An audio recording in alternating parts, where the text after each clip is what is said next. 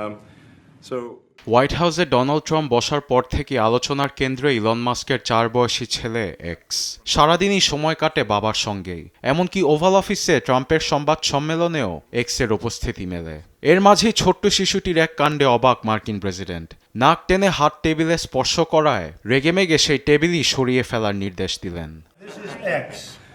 And he's oval অফিসের ঐতিহ্যবাহী রেজুলোর desk বদলে ফেলার নির্দেশে সামাজিক থেকে গণমাধ্যমেও হয়েছে শিরোনাম, কারণ এটি কোনো সাধারণ টেবিল নয় যেখানে বসে বিশ্ব চালান মার্কিন প্রেসিডেন্ট।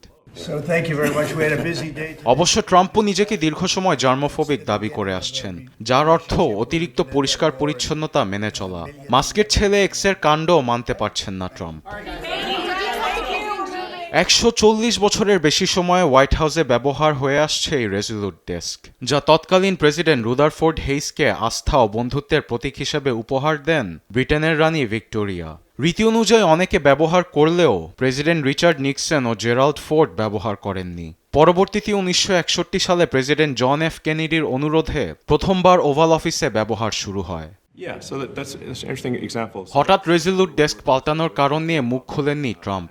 তবে ইলন মাস্কের ছেলের ওই ঘটনাও জার্মোফোবিয়ার কারণে তিনি এমন পদক্ষেপ নিয়েছেন বলে ধারণা অনেকেরই। In which case we should take our